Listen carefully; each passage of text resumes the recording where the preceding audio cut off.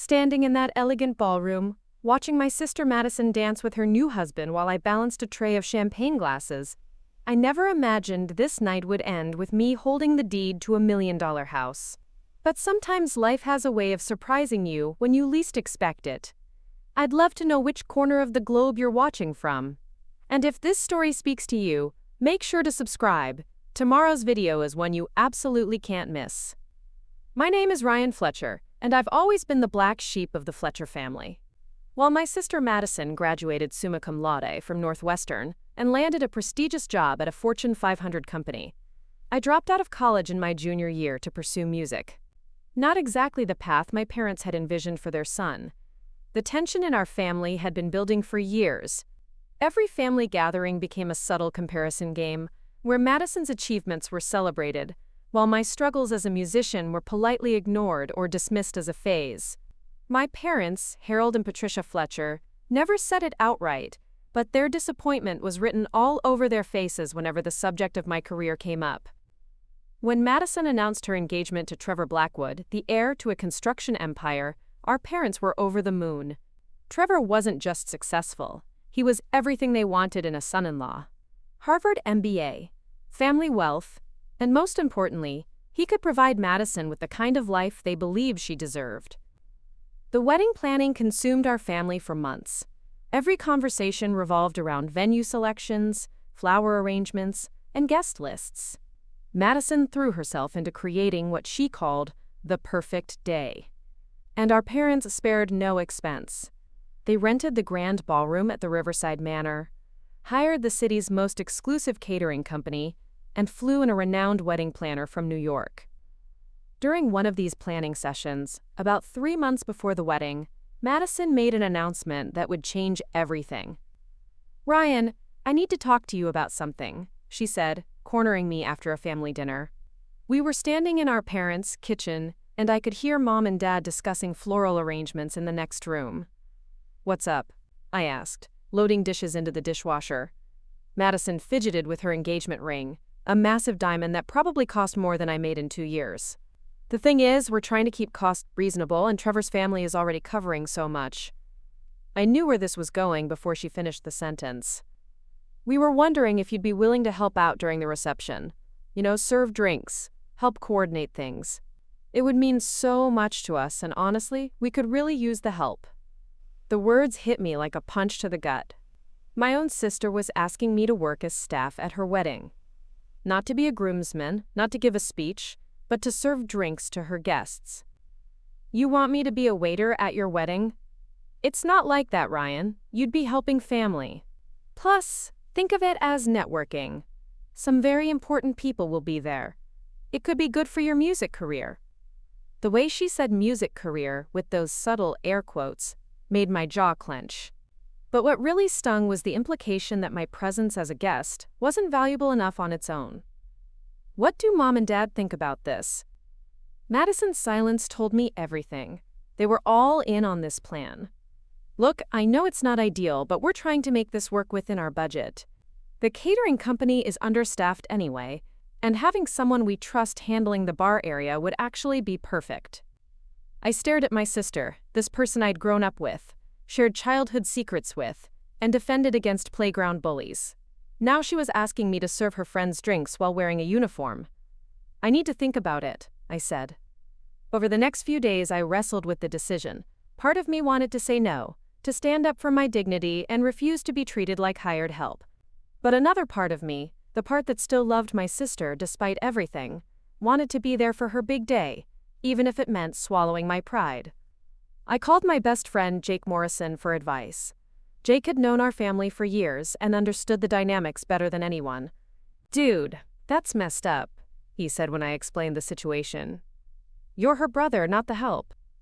"I know, but if I say no, I'll be the villain who ruined Madison's wedding. And honestly, Jake, I could use the money they're offering." That was the reality I didn't want to admit. My music wasn't paying the bills, and I'd been struggling financially for months. The wedding gig would cover my rent for 2 months. "There has to be another way, man. What about asking them to at least let you perform? You could play during the cocktail hour or something." I'd actually suggested that weeks earlier. Madison had politely declined. saying they'd already booked a string quartet and didn't want to, quote, complicate the program. Translation: my music wasn't sophisticated enough for her upscale wedding. In the end, I said yes. I told myself I was being the bigger person, supporting my sister despite the humiliation. But deep down, I knew I was just taking the path of least resistance, like I always did with my family. The weeks leading up to the wedding were a blur of details and preparations. I watched from the sidelines as Madison transformed into a version of herself I barely recognized, demanding, perfectionist, and increasingly distant. The stress was getting to her, but every time I tried to offer support as her brother, she'd redirect the conversation to wedding logistics or my responsibilities as part of the service staff. 3 days before the wedding, I attended the final walkthrough at Riverside Manor. The venue was stunning. Crystal chandeliers, marble floors, and floor-to-ceiling windows overlooking the river. Madison and Trevor stood in the center of the ballroom with the wedding planner, going over last-minute details. "Ryan, good, you're here," Madison called out. "Sarah needs to go over your duties with you." Sarah Chen, the wedding planner, approached me with a clipboard and the kind of professional smile that doesn't reach your eyes. She handed me a detailed schedule and a black vest that would serve as my uniform. "You'll be stationed at the main bar during cocktail hour, then help serve champagne during the toasts," she explained. "The catering manager will brief you on the specific procedures tomorrow, but this should give you an overview." As I looked at the schedule, listing me among the other service staff, something inside me shifted. This wasn't just about helping family anymore. I was literally being treated as an employee, complete with a uniform and assigned duties. Trevor walked over as Sarah finished her explanation. I'd interacted with him several times during the engagement, and while he'd always been polite, there was something about him that felt calculated, like every word and gesture was carefully measured. "Ryan, I really appreciate you stepping up like this," he said, placing a hand on my shoulder. "Family helping family. That's what it's all about." His tone was patronizing, and I wondered if he'd ever had to swallow his pride the way I was doing. Probably not, considering his family's wealth had likely shielded him from most of life's humbling moments. "Just happy to help," I replied, though the words felt hollow. That night, I sat in my small apartment, staring at the black vest hanging on my closet door. Tomorrow, I would watch my sister marry the man of her dreams, while I served drinks to their guests. It wasn't exactly how I'd imagined this moment would go when we were kids, playing wedding with our stuffed animals. My phone buzzed with a text from Madison. "Thank you again for everything. I know this isn't easy, but it means the world to me. Love you, little brother." Despite everything, that message hit me right in the chest. Madison was still my sister, and underneath all the wedding stress and family expectations, I knew she loved me. Maybe this was just her way of including me in her special day, even if it wasn't the way I would have chosen. I texted back, "Love you too. Everything's going to be perfect tomorrow." Little did I know just how right I would be, though not at all in the way I expected. The morning of Madison's wedding arrived with unexpected chaos. I woke up to 3 missed calls from Sarah, the wedding planner, and a frantic voicemail explaining that 2 of the catering staff had called in sick with food poisoning. What started as me helping out had suddenly become me being essential to the event's success. I arrived at Riverside Manor at 8 in the morning, 4 hours before the ceremony. The venue was already buzzing with activity. Florists arranging centerpieces, the string quartet doing sound checks, and photographers capturing pre-event shots. The transformation from the empty space I'd seen during the walkthrough was remarkable. In the kitchen, I met Carlos Rivera, the head caterer, who looked stressed but determined. "You're Ryan, right? Thank God you're here early. With 2 servers down, we need all hands on deck." He handed me an apron and launched into a rapid-fire explanation of the day's timeline. The first few hours flew by in a blur of polishing glassware, arranging serving trays, and learning the layout of the venue. Despite the circumstances, I found myself oddly energized. There was something satisfying about the precise choreography of event preparation, and Carlos treated me like a valued team member, rather than the family member doing a favor. Around noon, the wedding party began arriving for photos. I caught glimpses of Madison through the service entrance, radiant in her custom-designed gown. Our parents looked distinguished and proud, greeting early arriving relatives with enthusiasm I'd rarely seen directed toward me. Trevor's family made quite an entrance. His parents, Richard and Victoria Blackwood, arrived in a sleek black Mercedes, followed by what appeared to be a convoy of expensive cars carrying extended family and business associates. Even from the kitchen you could sense the wealth and influence that surrounded them. A lot of love and effort went into bringing this story to life. If you're enjoying it, we'd be so grateful if you'd subscribe to our channel. Now back to where we left off. "Impressive crowd," Carlos commented, noticing my observation. "Your sister's marrying into serious money." I nodded, arranging champagne glasses on silver trays. Through the service window, I watched Trevor greeting guests with the confidence that comes from never having to question your place in the world. He moved through the crowd like someone born to command attention, and I had to admit he seemed genuinely happy. The ceremony began at 4 o'clock sharp. While guests took their seats in the garden overlooking the river, I was stationed in the ballroom, making final preparations for the cocktail hour.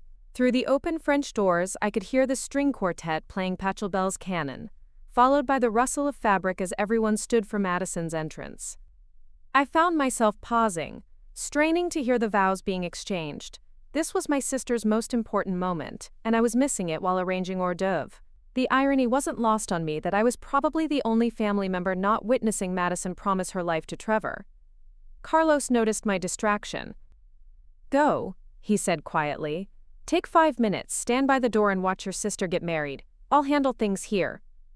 His kindness caught me off guard.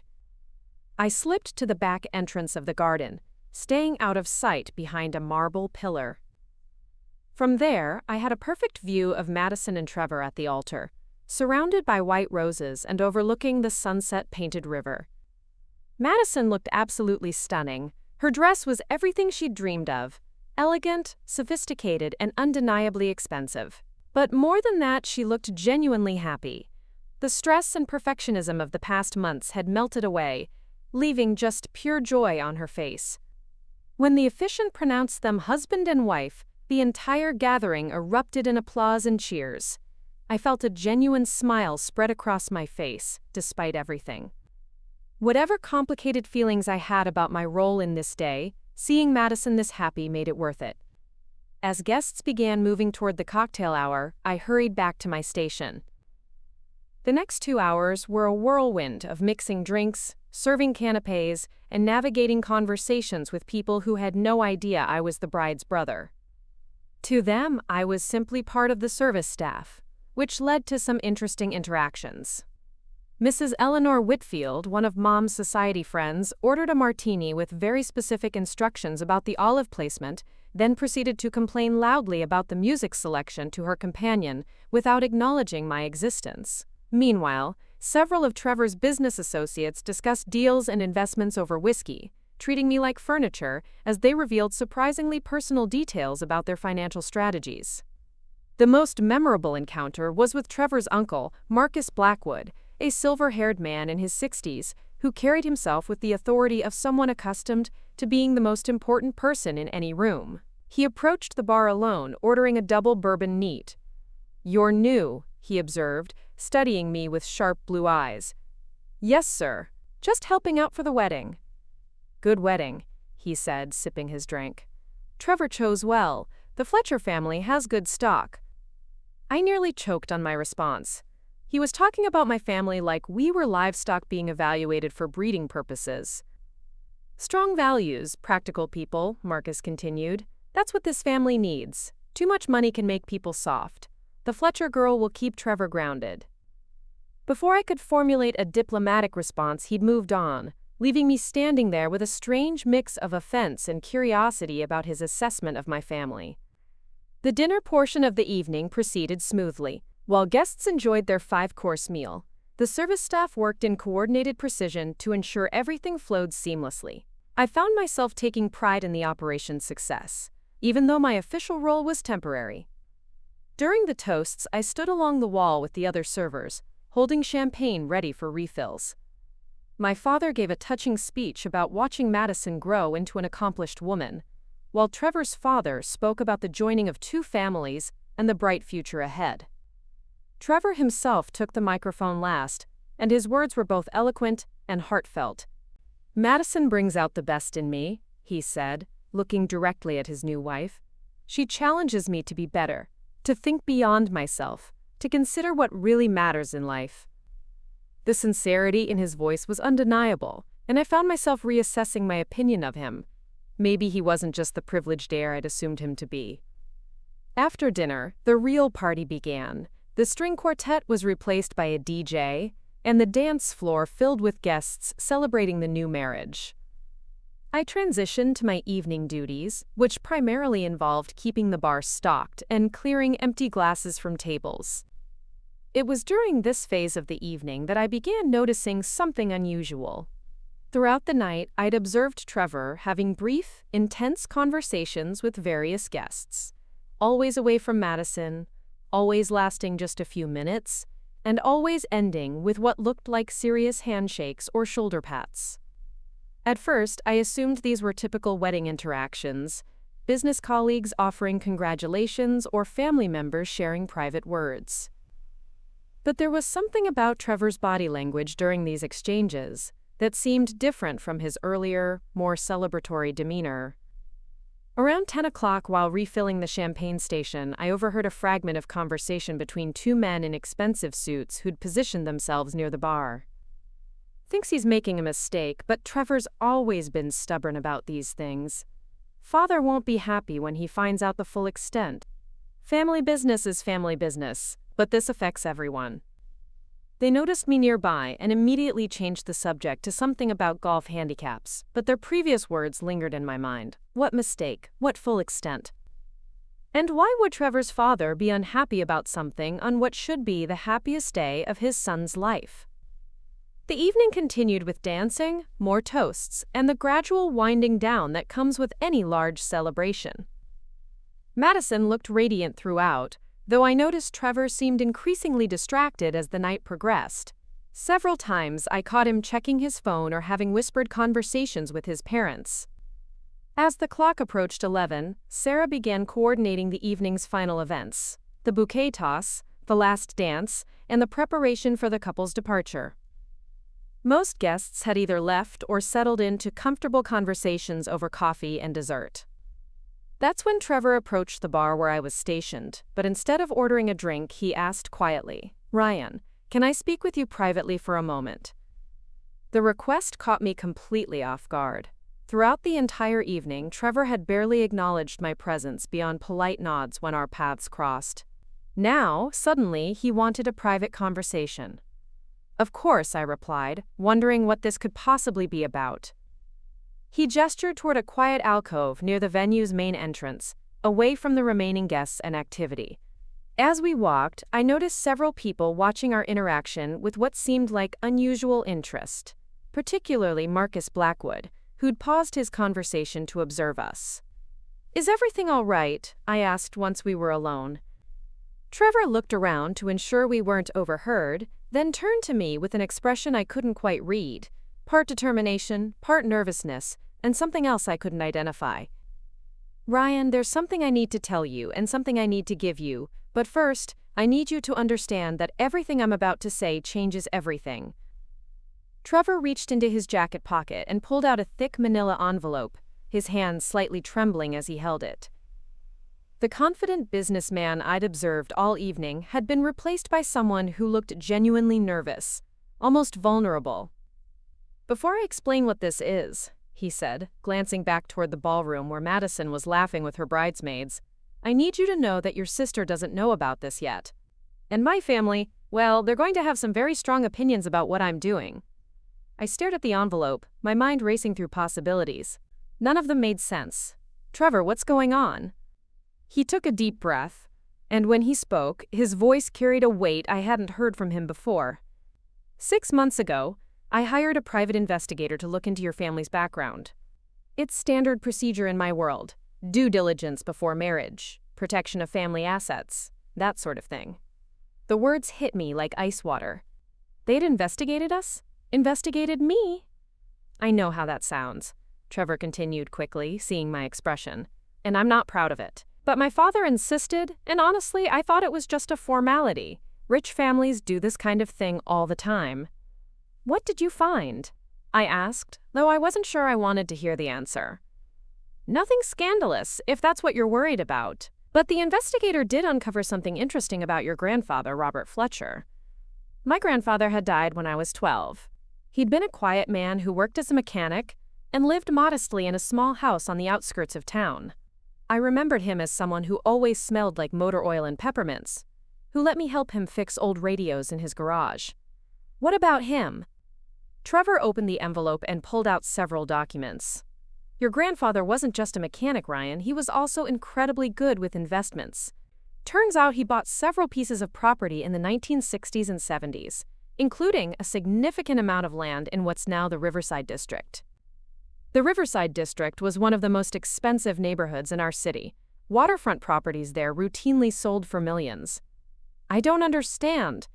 Grandpa Robert lived in that tiny house his whole life. If he owned valuable property, he never sold it, Trevor said.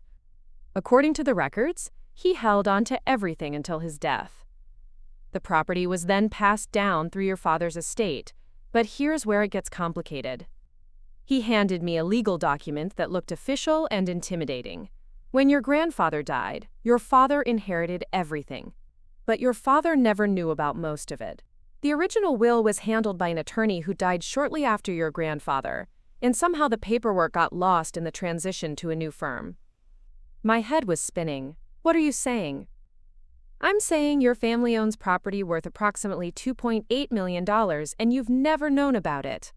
The number seemed impossible. My parents had struggled financially my entire life. They'd taken out a second mortgage to pay for Madison's college, and I knew they were still paying off credit card debt from the wedding expenses. That's impossible, Trevor. If we owned property worth millions, don't you think we'd know about it?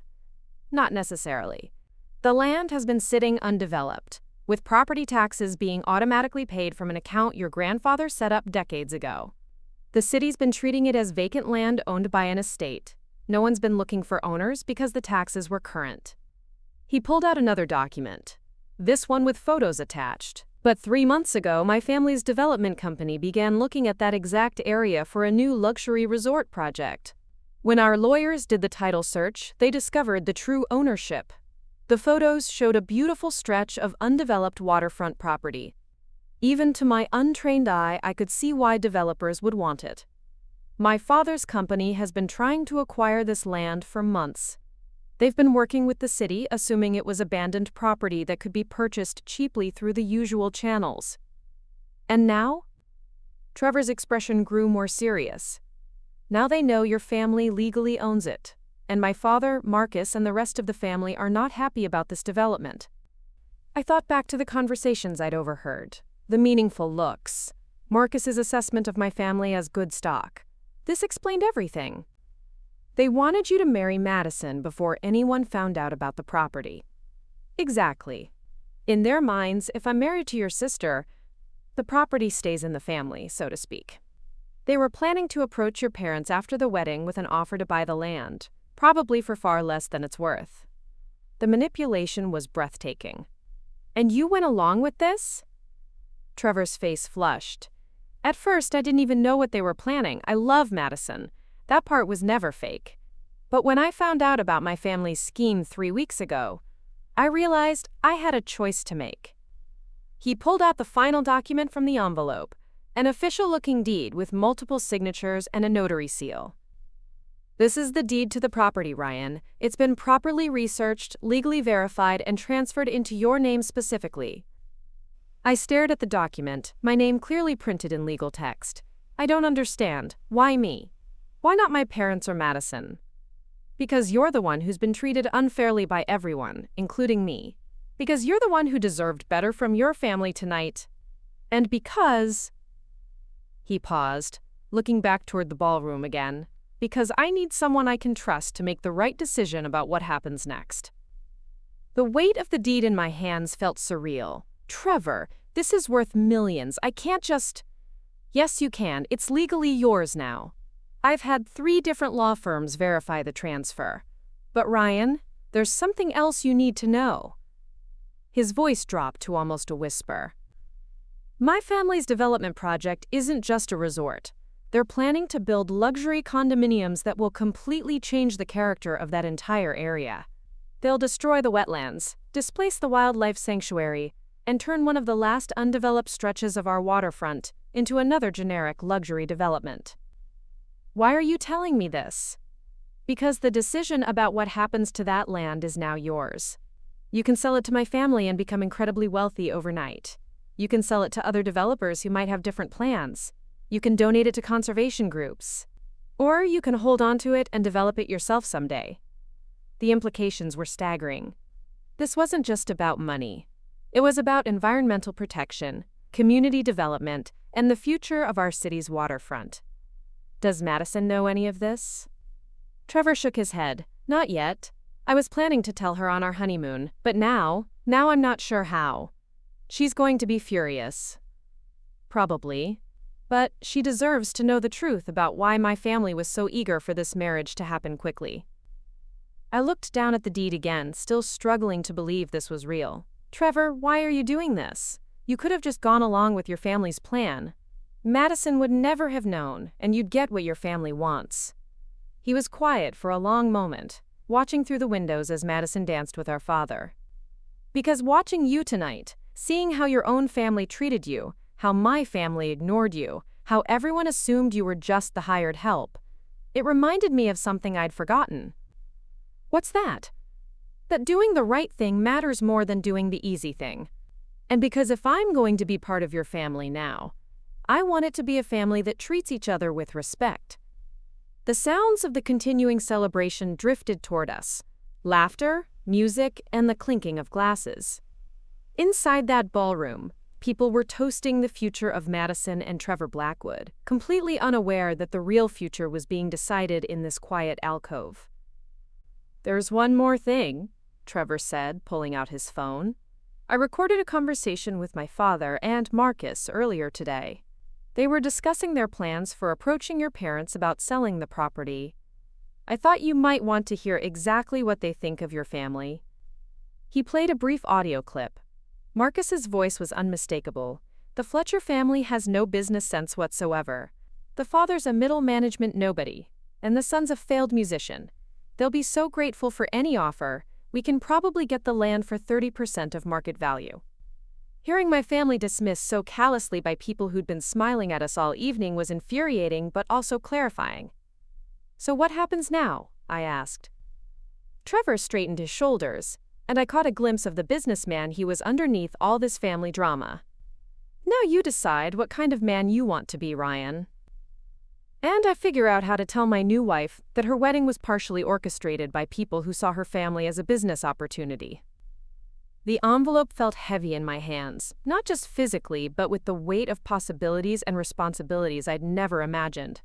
24 hours ago, I'd been a struggling musician whose biggest concern was paying rent. Now I held the deed to prime real estate worth millions, with the power to affect my city's development and my family's future. But first I had to get through the rest of this wedding night without anyone suspecting that everything had just changed. Trevor and I rejoined the reception, but everything felt different now. The elegant ballroom, the expensive champagne, the designer gowns, it all seemed like an elaborate stage set designed to conceal the real drama happening behind the scenes. I tucked the deed securely into my jacket pocket, hyper-aware of its presence with every movement. Madison was still radiant, accepting congratulations and posing for photos with guests. She caught my eye across the room and waved, her smile bright and genuine. The guilt hit me immediately. She had no idea that her perfect wedding day was built on her new in-laws, calculating manipulation of our family. "Act normal," Trevor murmured as we separated. "We'll figure out the next steps tomorrow." Normal, right. As if holding a multi-million-dollar property deed while serving drinks to people who considered my family beneath them was normal. The next hour was surreal. I continued my serving duties, but now every interaction carried hidden meaning. When Marcus Blackwood ordered another bourbon, I wondered if he suspected anything. When Richard Blackwood discussed business deals with other guests, I listened for any mention of development projects or land acquisitions. Around midnight, most of the older guests began making their departures. This included my parents, who approached the bar where I was stationed for one final interaction of the evening. "Ryan, sweetheart, we're heading home," Mom said, looking tired but happy. "You did such a wonderful job tonight. Madison was so grateful to have you helping out." Dad nodded approvingly. "Son, I know this wasn't exactly how you pictured spending your sister's wedding, but you really stepped up for the family." Their genuine appreciation made my chest tighten. Here they were, thanking me for serving drinks at my sister's wedding, completely unaware that I now held the key to solving their financial struggles forever. "It was fine, Dad. Just glad everything went smoothly." "We'll see you Sunday for brunch?" Mom asked. "Madison and Trevor will be back from their mini honeymoon, and we're all getting together to look through wedding photos." "Wouldn't miss it," I replied, wondering what kind of conversation that family gathering would become once the truth came out. After my parents left, the atmosphere in the ballroom shifted. With the formal elements of the wedding concluded, the remaining guests, mostly Trevor's younger relatives and business associates, settled into more casual conversations. The staff began the cleanup process, and I found myself genuinely helping rather than just going through the motions. Carlos approached me as I was collecting glasses from abandoned tables. "You did good work tonight, Ryan. If you ever want a job in catering, let me know." His offer was generous, but it also highlighted the absurdity of my situation. Here was a man offering me employment while I had a property deed worth millions burning a hole in my pocket. "Thanks, Carlos, I really appreciate that." As the evening wound down, I kept watching Trevor navigate conversations with his family members. He maintained his composed exterior, but I could see the strain in his posture, the careful way he chose his words. Several times I caught him looking in my direction with an expression that seemed to ask, "Are you okay?" Around 1 a.m., Madison and Trevor began their formal farewell. They were leaving for a 3-day honeymoon at a luxury resort in Napa Valley before Trevor had to return to work. Madison looked exhausted but blissful as she hugged various guests goodbye. When she reached me, she pulled me into a tight embrace. "Thank you so much, Ryan. I know this wasn't what you wanted to do tonight, but having you here made everything perfect. I'm just glad you're happy, Madison." She pulled back and looked at me seriously. "I know I haven't always been the best sister lately. The wedding planning made me crazy, and I probably asked too much of you." "Madison? No, let me say this. You're important to me, Ryan. Your music, your dreams, they matter. I want you to know that." The sincerity in her voice made me want to tell her everything right there. But surrounded by Trevor's family and remaining guests, this wasn't the time or place. "We'll talk soon," I said instead. Trevor's goodbye was much briefer but carried its own weight. "Take care of yourself, Ryan," he said, shaking my hand, "and think about what we discussed." As the newlyweds departed in a shower of rice and good wishes, I began helping with the final cleanup. The transformation was remarkable. Within an hour, the elegant ballroom was stripped down to its basic components: chairs stacked, linens bundled, flowers redistributed to staff members who wanted them. I was loading glassware into crates when Marcus Blackwood appeared beside me. I hadn't seen him approach, and his sudden presence made me jump. "Working hard, I see," he observed, watching me pack champagne flutes. "Just helping finish up." He studied me with those sharp blue eyes, and I had the uncomfortable feeling he was trying to read my thoughts. "You know, Ryan, I've been thinking about our conversation earlier." We'd barely spoken beyond his drink order and his assessment of my family as good stock. "What conversation was that, sir?"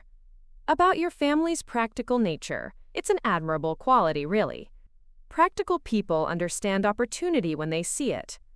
My pulse quickened. Was he fishing for information, or was this the beginning of his approach about the property? "I suppose so." Marcus stepped closer, lowering his voice. "Sometimes opportunities present themselves in unexpected ways. Smart people recognize them and act accordingly." Before I could respond, Sarah Chen appeared with her clipboard, looking frazzled. "Mr. Blackwood, your car is here whenever you're ready?" Marcus straightened, his businessman persona sliding back into place. "Of course, Ryan, it was enlightening talking with you tonight." As he walked away, I realized my hands were shaking slightly. Had that been a threat, a warning, or just general intimidation? With the property deed in my pocket, every interaction with the Blackwood family felt loaded with hidden meaning. By 2 a.m., the venue was mostly empty except for staff finishing the breakdown. I changed out of my server's uniform in the men's room, carefully transferring the deed to my regular clothes. In the mirror, I looked like the same person who'd arrived that morning, but everything had changed. Carlos offered me a ride home, which I gratefully accepted. During the drive through our city's quiet late-night streets, he asked about my music career. "So what kind of stuff do you play?" "Mostly indie rock, some acoustic stuff. I've been trying to get gigs at local venues, build a following." "That's tough work. Music business doesn't pay much unless you make it big." If only he knew that money might not be my primary concern anymore. "Yeah, it's been challenging." Carlos dropped me off at my apartment building, a modest complex in a neighborhood that was definitely not Riverside District material. As I climbed the stairs to my second-floor unit, I could hardly believe this morning I'd been worried about making rent, and now I was carrying documentation that made me worth millions on paper. Inside my small apartment, I spread the deed and supporting documents across my kitchen table. Under the harsh fluorescent light, everything looked official and legitimate. Legal descriptions, survey maps, tax records, title transfers, it was all there in black and white. I called Jake, despite the late hour. "Dude, it's 2:30 in the morning," he answered groggily. "Jake, I need to tell you something and you're not going to believe it." "Did the wedding go that badly?" "I mean, I know serving drinks at your sister's wedding sucked, but Trevor gave me a house deed." Silence on the other end of the line. "Jake? You there?" "I'm sorry, what? Did you say house deed?" I explained everything. The property investigation, the Blackwood family's development scheme, Trevor's moral crisis, and the millions of dollars worth of waterfront land that was now legally mine. Jake listened without interruption until I finished. Then, "Ryan, this sounds completely insane." "I know it does, but I have all the documentation right here." "It's real, Jake." "Okay, assuming this is all legitimate, and that's a huge assumption, what are you going to do?" That was the question I'd been avoiding all night. "I have no idea." "Well, first thing Monday morning, you need to get this verified by your own attorney. Don't take Trevor's word for it, no matter how noble his motives seem." Jake was right. As much as I wanted to trust Trevor's story, this was too big to take on faith. "And Ryan, don't tell anyone else about this until you know for sure it's real. This kind of money changes everything. Family relationships, friendships, everything." After hanging up, I sat staring at the documents until dawn began filtering through my apartment windows. In a few hours, Madison and Trevor would be on their way to Napa Valley, blissfully unaware that their honeymoon would be shadowed by the revelation waiting for them when they returned. My phone buzzed with a text message from an unknown number. "Hope you're considering all your options carefully. Some decisions can't be undone. MB me." Marcus Blackwood had somehow gotten my number and was already applying pressure. The game had officially begun. The 3 days while Madison and Trevor were on their honeymoon passed in a blur of legal consultations, sleepless nights, and constant anxiety. Jake had been right about getting independent verification, so first thing Monday morning, I contacted Elizabeth Hartwell, a real estate attorney recommended by a friend of a friend. Elizabeth's office was in a prestigious downtown building that I'd never had reason to enter before. Sitting across from her mahogany desk, surrounded by law books and framed diplomas, I felt like an imposter. But when I spread Trevor's documents across her desk, her expression grew increasingly serious. "Mr. Fletcher, these documents appear to be legitimate," she said after 2 hours of careful examination. "I'll need to conduct my own title search to verify everything, but the initial paperwork looks professionally prepared and properly executed." "So it's real? The property is actually mine?" "Based on what I see here, yes.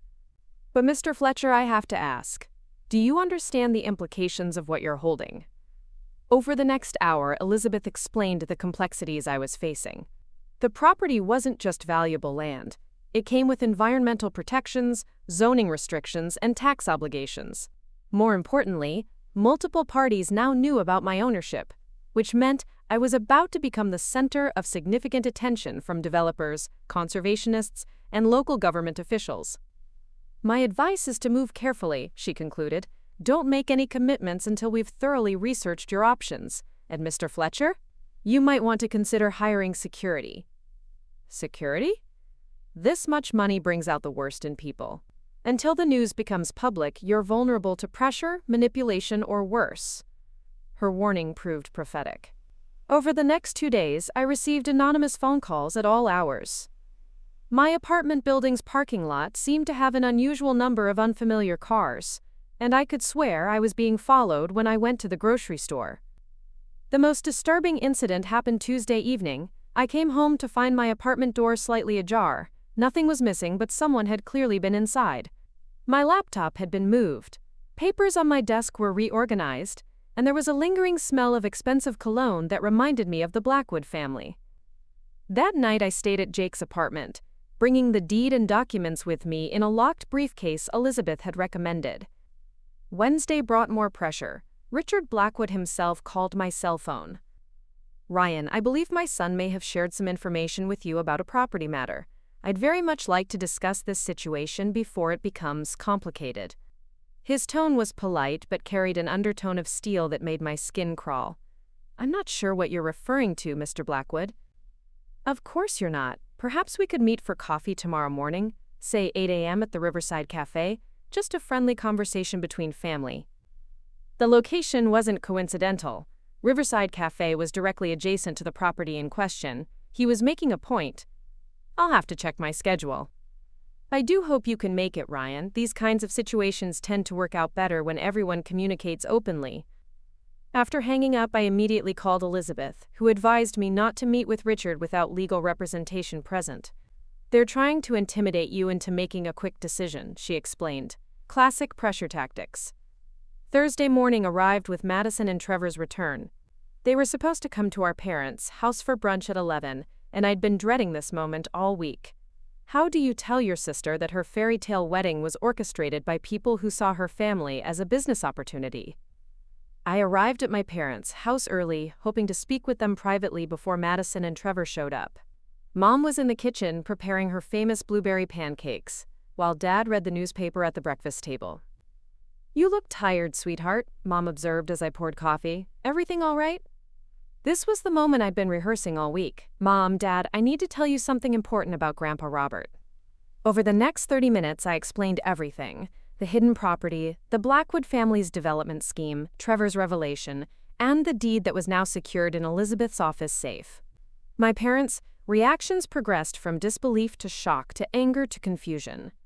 $2.8 million? Dad repeated for the third time.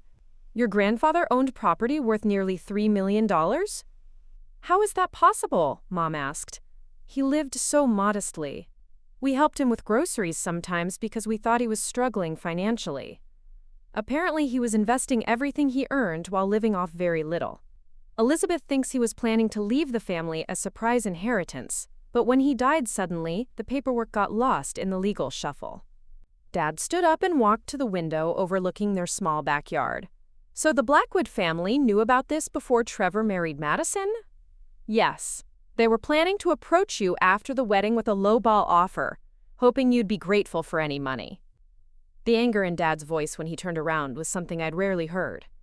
"They investigated our family like we were criminals, then manipulated the wedding timeline to serve their business interests?" Before I could respond, we heard car doors slamming in the driveway. Madison and Trevor had arrived. "Don't say anything yet," I urged. "Let me handle this." Madison burst through the front door, glowing with honeymoon happiness. "Family, we're back. Wait until you see the photos from Napa. The vineyard was absolutely gorgeous."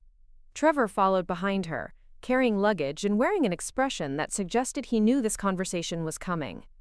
When his eyes met mine, I saw resignation mixed with determination. "Ryan," he said simply, "we need to talk." Madison looked between us, her smile fading. "What's going on? You both look so serious." "Madison," I began, "Trevor has something he needs to tell you about why his family was so enthusiastic about your wedding timeline." The next hour was one of the most difficult conversations our family had ever had. Trevor, to his credit, told Madison everything: the property investigation, his family's development scheme, his moral crisis, and his decision to transfer the deed to me. Madison's reactions ranged from disbelief to fury to heartbreak, as she realized her perfect wedding had been contaminated by her new in-laws. Greed. "So your family never actually wanted to welcome me," she said, her voice breaking. "They just wanted access to property they thought we owned." "My family's motivations were wrong," Trevor admitted. "But Madison, my feelings for you were always real. I love you, not your family's potential real estate holdings." "Then why didn't you tell me before the wedding?" "Because I was a coward. I was afraid you'd call everything off, and I couldn't bear the thought of losing you." Dad had remained silent throughout most of the explanation, but now he spoke up. "Trevor, what exactly does your family expect to happen now?" Trevor's expression darkened. "They expect me to convince Ryan to sell them the property for significantly less than market value. My father believes that since we're family now, Ryan should be reasonable about the price. And if he refuses? They'll make life difficult for him, maybe for all of you." As if summoned by his words, my phone buzzed with a text message. It was from Marcus Blackwood. "Family brunch going well? Looking forward to our resolution." The fact that he knew about our family gathering sent chills down my spine. "They're watching us," I said, showing everyone the message. Trevor's jaw tightened. "This is exactly what I was afraid of. Ryan, my family doesn't accept defeat gracefully." "What are our options?" Madison asked, though she was still clearly processing the betrayal by her new in-laws. I pulled out the folder Elizabeth had prepared for me. "According to my attorney, we have several choices. We can sell to the Blackwoods, sell to other developers, donate the land to conservation groups, or hold on to it and develop it ourselves according to environmental guidelines." "What do you want to do?" Mom asked. Before I could answer, the doorbell rang. Through the window, we could see a black Mercedes in the driveway, the same one Richard and Marcus Blackwood had arrived in at the wedding. "They followed us here," Trevor said grimly. "Dad, they're not going to wait for you to make a decision." Dad looked at all of us, then walked to the front door. "Then let's not keep them waiting." Richard and Marcus Blackwood stood on our front porch looking like they owned the neighborhood. Their expensive suits and confident postures contrasted sharply with our modest family home, and I could see them taking mental notes about our financial situation. "Harold, Patricia," Richard said warmly, as if this were a social call. "I hope you don't mind us stopping by. We were in the neighborhood and thought this might be a good time to discuss a business opportunity." "Come in," Dad replied, his voice carefully neutral. The next 30 minutes were a masterclass in manipulation and pressure tactics. Richard presented their offer with the smooth confidence of someone accustomed to getting his way. $800,000 for property worth nearly $3 million, presented as a, quote, generous offer for undeveloped land with significant development challenges. Of course, there are environmental hurdles, zoning complications, and infrastructure costs to consider, Marcus added. Most developers would offer significantly less if they were interested at all. They were good. If I hadn't known the property's true value and their real motivations, their presentation might have been convincing. "That's a very interesting offer," Dad said diplomatically, "but I think there's been a misunderstanding about ownership." Richard's smile didn't waver, but his eyes sharpened. "Oh?" I stood up and looked directly at both Blackwood men. "The property belongs to me now, not my parents, and I'm not interested in selling." The temperature in the room seemed to drop 10 degrees. Marcus leaned forward. "Ryan, I think you might be misunderstanding the complexities involved here.